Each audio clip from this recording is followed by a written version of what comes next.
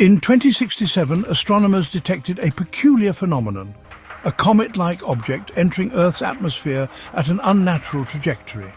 The object fragmented, scattering glowing seed-like pods across the planet. These pods landed in forests, deserts, oceans and cities, embedding themselves deep into the ground.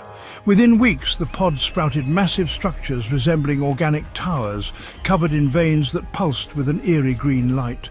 The towers emitted a constant low hum that disrupted electronics and caused unsettling dreams in those nearby. People began calling them the Harvest Spires. 1 month later, the first abductions began. The Harvest Spires began to emit beams of light that reached into the skies.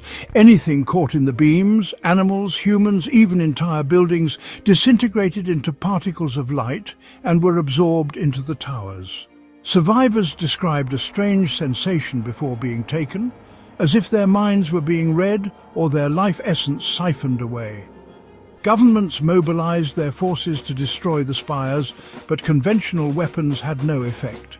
Missiles detonated harmlessly against the spires' surfaces, and soldiers who ventured too close suffered hallucinations and spontaneous organ failure. As humanity struggled to understand the alien technology, strange patterns began to appear across the sky, pulsating symbols in an unknown language.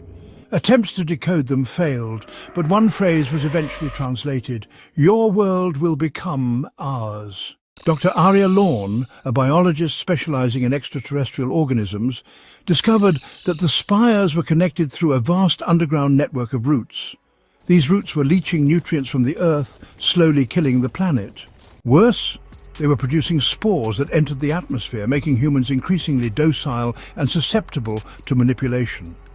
Arya's team developed a prototype device capable of disrupting the spire's energy fields, but it required direct placement at their cores. A global resistance was formed, sending small teams to infiltrate and destroy the spires. Time was running out, the spires were growing exponentially, and their beams were now targeting Earth's natural resources, draining oceans and reducing mountains to dust. Arya led a team into the largest spire, located in what was once the Amazon rainforest.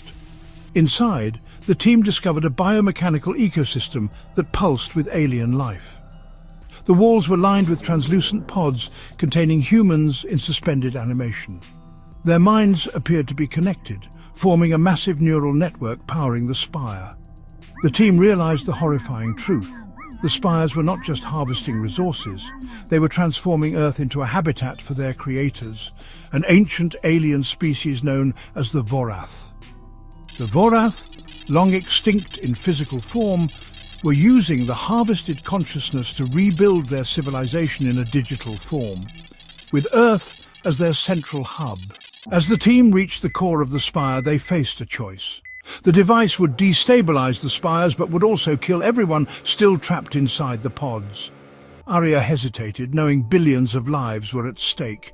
Commander Elias Kane, a hardened soldier who had lost his family to the harvest, made the decision for her. He activated the device. The core erupted in a wave of green light, and the spires across the planet began to collapse. The underground network burned away, severing the connection to the alien consciousness. But the disruption triggered massive earthquakes and volcanic eruptions, forcing the team to fight their way out of the crumbling structure. The spires were gone and Earth was saved, but the cost was unimaginable. Millions of people had been lost, their consciousness absorbed into the Vorath network. Survivors emerged to a planet scarred by the invasion, but determined to rebuild. Dr. Arya Lorne became a symbol of resilience, dedicating her life to ensuring humanity would be prepared for future threats. Remnants of the spires were studied, revealing fragments of the Vorath's history and technology. But in the quiet moments, as humanity rebuilt, faint whispers could be heard on the wind, a lingering echo of the Vorath, reminding humanity that the stars still held dangers yet to come.